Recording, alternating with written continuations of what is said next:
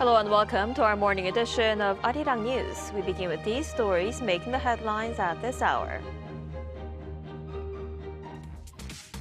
With the United States threatening to raise tariffs, Korean trade officials are stepping up efforts to address the issue. Industry Minister Kim Jong-kwan held talks with U.S. Commerce Secretary Howard Lutnick, while Trade Minister Yo Han-gu is set to arrive later to meet U.S. Trade Representative Jamieson Greer. South Korea remains on the United States foreign exchange monitoring list for heightened attention over macroeconomic and exchange rate policies. This comes after the country was removed from the list in 2023, but was put back on it in November 2024. South Korea's National Assembly convened a plenary session to pass around 90 non-contentious bills related to people's livelihoods, including a special act to support the country's chip industry. Rival parties also agreed to restore Constitution Day on July 17th as an official public holiday. With the risk of higher U.S. tariffs back on the table, South Korea's trade leadership is stepping up high-level talks in Washington, as fresh comments from President Donald Trump set the stage for intensive trade talks. Our Moon Hee-ryun starts us off. South Korea's top trade officials are mounting an urgent diplomatic push in Washington as the Trump administration signals it may reinstate steep tariffs on Korean goods. Industry Minister Kim Jong-kwan met U.S. Commerce Secretary Howard Lutnick on Thursday local time, though the two sides failed to reach an immediate agreement.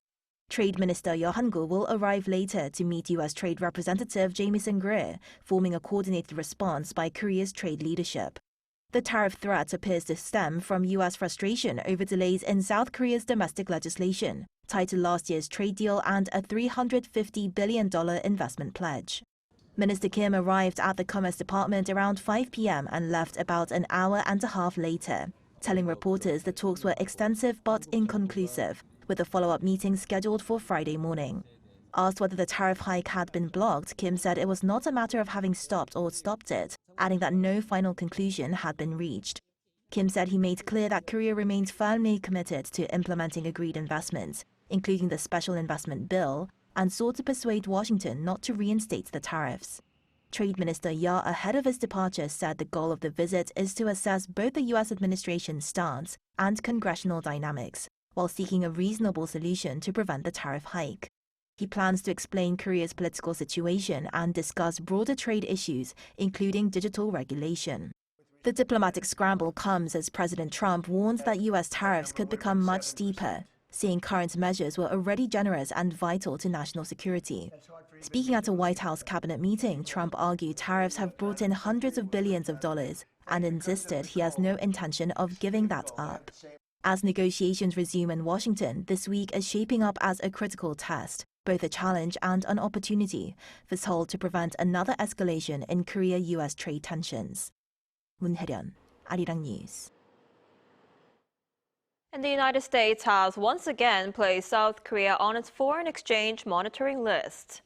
In its semi-annual report to Congress, the U.S. Treasury named South Korea among 10 economies, including China, Japan, and Germany, flagged for heightened attention over macroeconomic and exchange rate policies.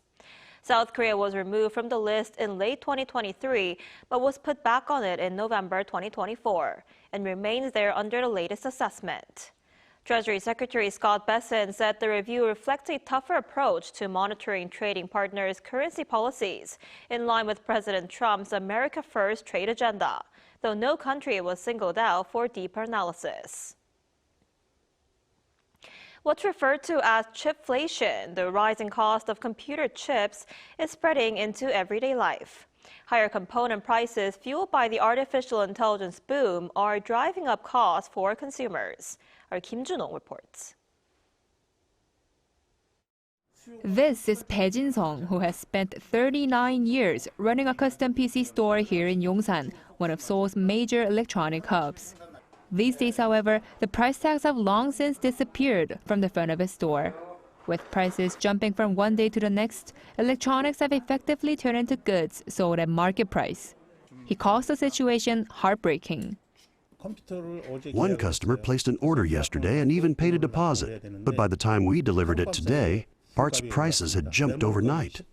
We have to keep our promise, so we sell at a loss. And it's painful that we can't offer customers lower prices. Holding up a piece of legacy DDR4 memory, he put it simply. The price of one memory chip has risen to nearly the cost of an entire PC. This Micron DDR5 memory chip was about $70 3 months ago, but has now more than tripled to around $260. The ripple effects are quickly spreading to the finished goods market, raising the barrier to entry for consumers. I came to upgrade my computer's RAM. It's been a long time since my last upgrade, but even for the same level of performance, prices are much higher now, so it's a bit of a burden financially. The fixed contract price of PC DRAM rose sharply, reaching $9.30 by December last year, nearly 7 times higher than in March. The rise in parts prices is now being passed on to consumers, with the launch price of Samsung Electronics' new Galaxy Book 6 Pro coming close to double that of last year's model. Rising memory prices are now pushing up the cost of other key components, including SSDs and graphic cards. Tucked into a corner of Pe's shop, an NVIDIA graphics card tells the story. In less than a month, its price has climbed by more than $700. This latest turmoil stems from manufacturers prioritizing high-performance memory such as HBM, tightening the supply of lower-margin, widely used memory chips. From a producer's standpoint, higher profits now lie in AI-related products. Lower margin, general-purpose DRAM has been pushed down the priority list, tightening supply. With AI opening up a new market, many expect this cycle to break from traditional patterns. The AI boom is now in what many describe as a mega cycle. While the future remains uncertain, experts broadly agree that the surge is unlikely to show signs of easing in the near future. Kim Junong, Arirang News.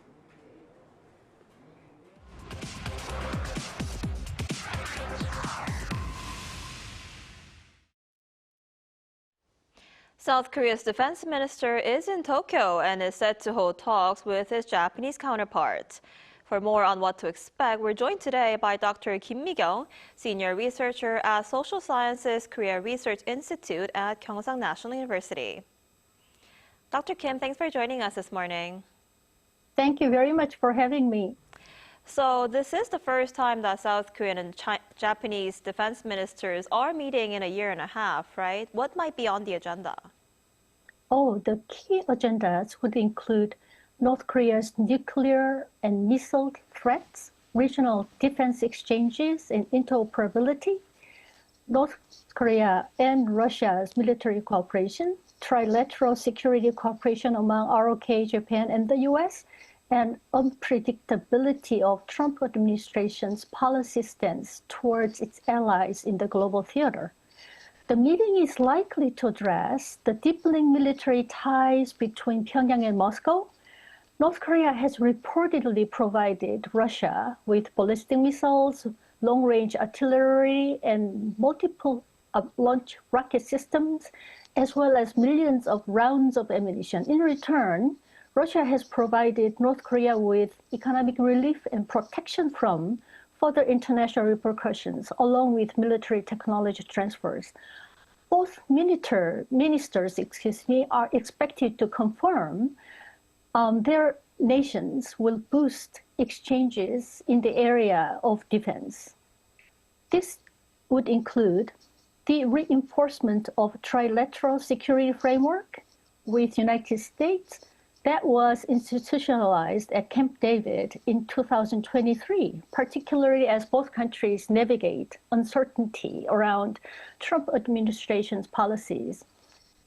Trust-building measures and enhanced military exchanges will be important, especially given shared challenges such as changing U.S. defense postures as reflected in its 2026 National Defense Strategy, which just came out, which omitted U.S. commitment to provide nuclear umbrella to its allies, denuclearization of the Korean Peninsula, which also mentioned the full transfer of wartime operational control of combined forces to the Republic of Korea.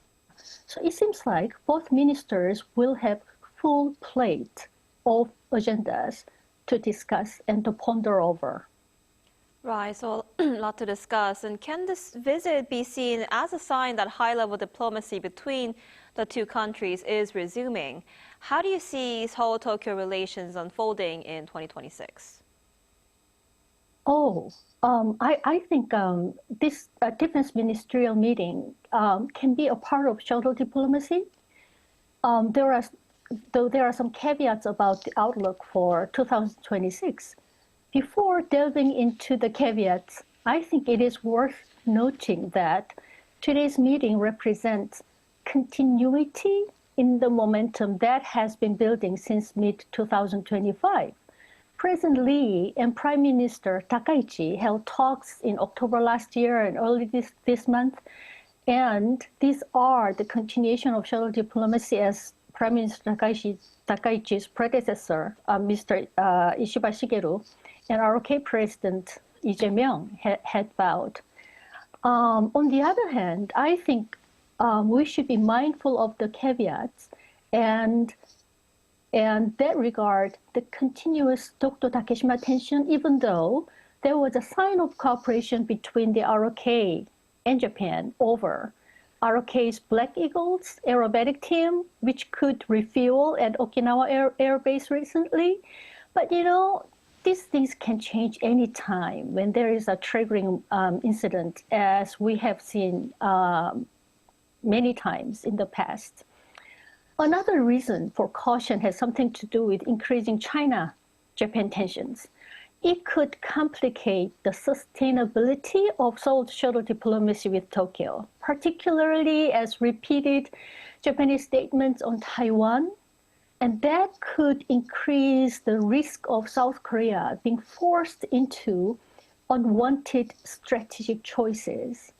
So it seems like this year, 2026, we'll likely see continued pragmatic engagement between Seoul and Tokyo, driven by shared security threats, but the relationship, I think, still remains fragile.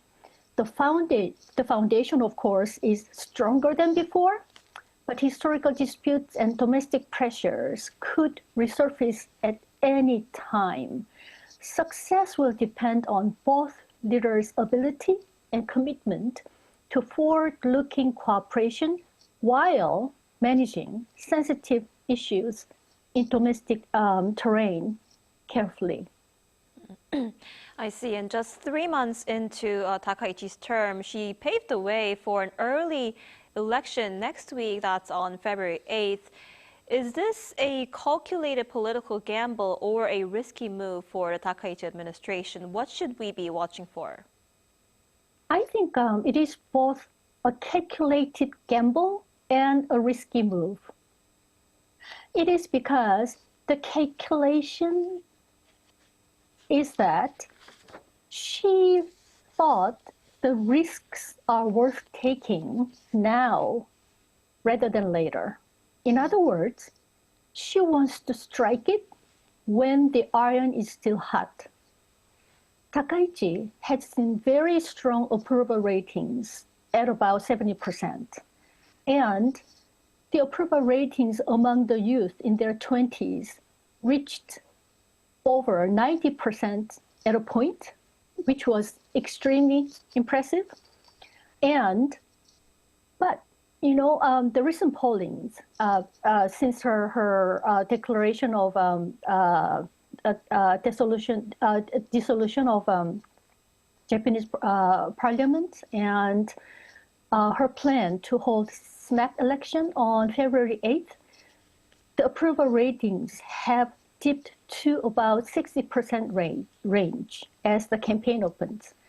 I think she is betting that her personal popularity can translate into more parliamentarian seats for Liberal Democratic Party before that level of high approval ratings erode further. At the same time, I think when the lower house was dissolved, the LDP had 196 seats, and Ishinkai, which is Japan Reform Party, in coalition with Liberal Democratic Party of Japan, had 34 seats. So the coalition had a total of 230 seats, which was just 3 seats below the majority threshold. In the chamber, I mean, the total number of the representatives is at 465 seats.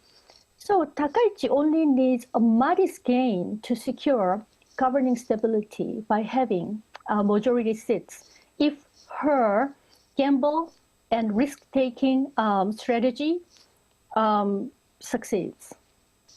I see. I guess we'll have to keep a close eye on that election next week. All right, Dr. Kim, I'm afraid that's all the time we have for today. Thank you so much for your insight this morning. We appreciate it. Thank you very much.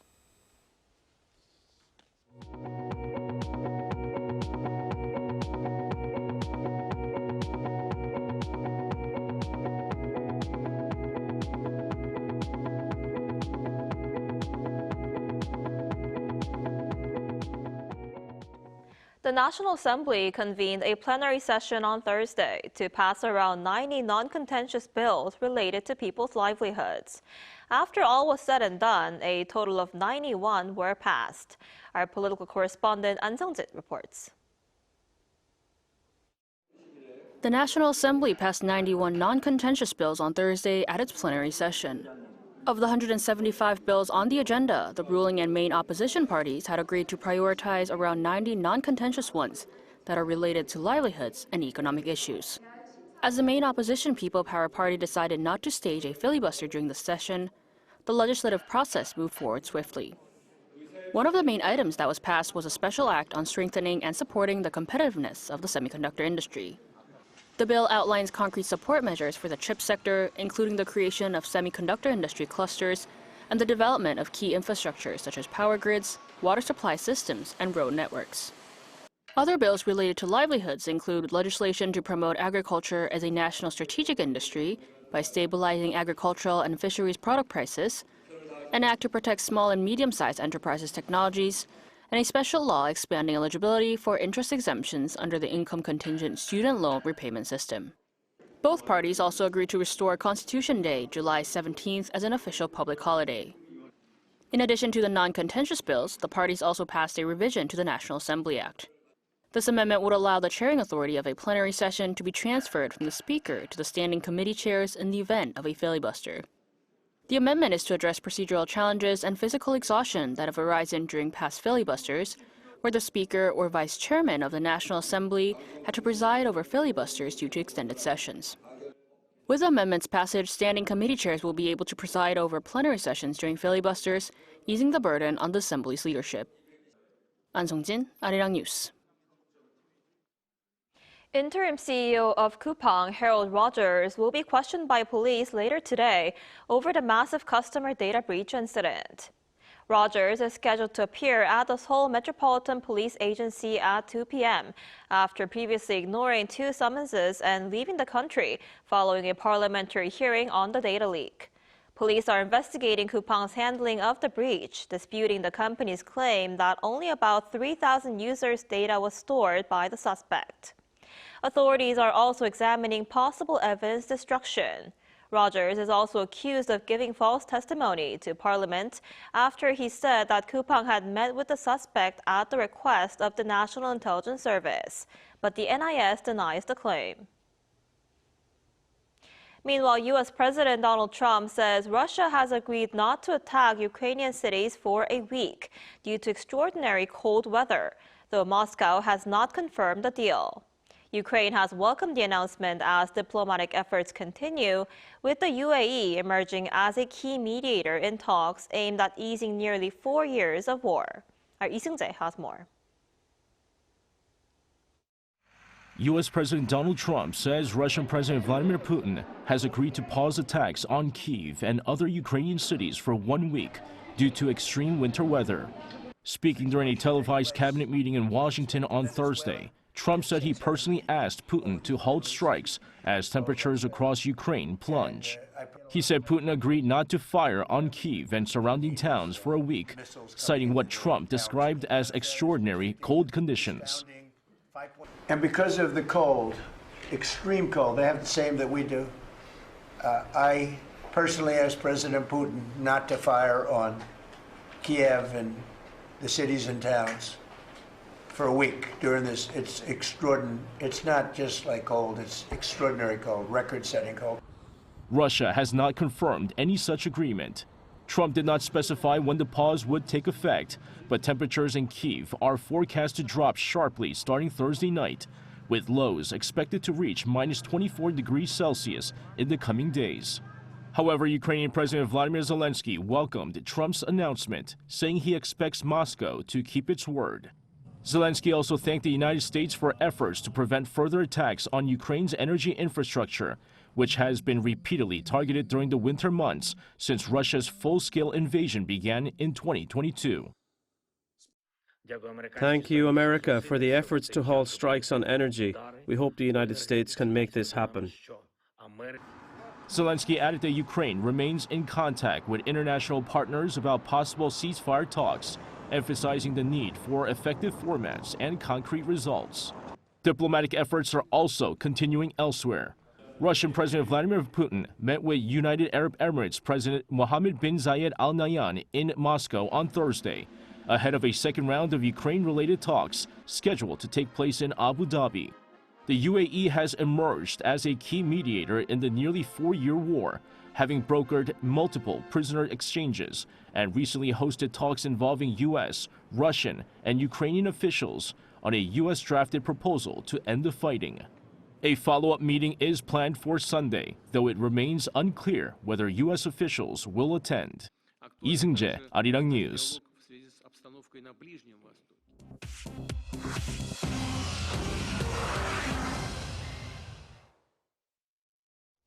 Good morning, I'm Chu Ji-hyun, and this is The World Now. The European Union has designated Iran's Islamic Revolutionary Guard Corps as a terrorist organization following its deadly crackdown on protests. EU foreign ministers reached a decision in Brussels on Thursday, adding the powerful IRGC to the bloc's terror list alongside groups such as Islamic State and Al-Qaeda. This follows the killings of thousands of protesters in Iran, a turning point that pushed previously cautious countries such as France and Italy to back the listing. The EU also sanctioned 15 individuals and 6 entities, targeting Iran's interior minister, senior prosecutors, Revolutionary Guard commanders, and agencies linked to censorship, surveillance, and drone and missile development. Tehran called the EU's move, quote, a major strategic mistake. The U.S. Senate blocked a critical government funding bill, pushing Washington to the brink of a partial shutdown as a fierce dispute over immigration enforcement intensified. Lawmakers failed to advance the budget on Thursday after Democrats refused to fund the Department of Homeland Security, demanding new limits on immigration and customs enforcement operations. The standoff follows the fatal shootings of 2 protesters by federal agents in Minneapolis, prompting Democrats to call for warrants, clear identification of officers, and tighter oversight of ICE. A procedural vote failed 45 to 55, and there will be a partial shutdown from this weekend if no deal is reached by the Friday deadline. President Donald Trump said he wants to avoid a shutdown, adding his administration would work in a, quote, bipartisan way to do so. China has halved tariffs on British whiskey after direct talks between Chinese leader Xi Jinping and UK Prime Minister Keir Starmer in Beijing. The move on Thursday will cut tariffs from the current 10% to 5% and is expected to generate £250 million in export gains over 5 years for the UK whiskey industry. Starmer raised the issue during meetings aimed at securing economic gains. China also agreed to tighten labeling rules on Scotch whiskey to help strengthen protection against counterfeiting. Beijing has also agreed to allow 30-day visa-free travel for British citizens, although no date for this has been set.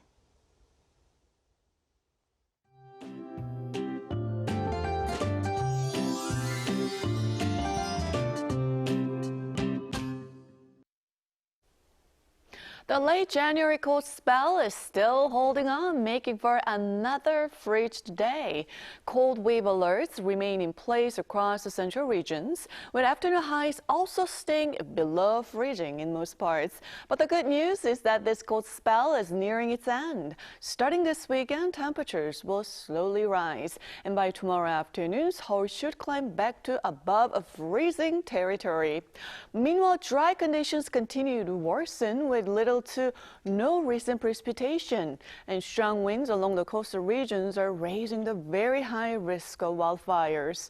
And this afternoon, Seoul will be getting up to just -2 degrees Celsius, Daegu topping out at 3 degrees under mostly sunny skies. By late Sunday night into Monday, rain or snow is expected across many parts of the country, and that could be a signal that winter's grip is finally starting to loosen. Now that's all we have for this morning. Arirang News will be back at noon Korea time. Thanks for watching.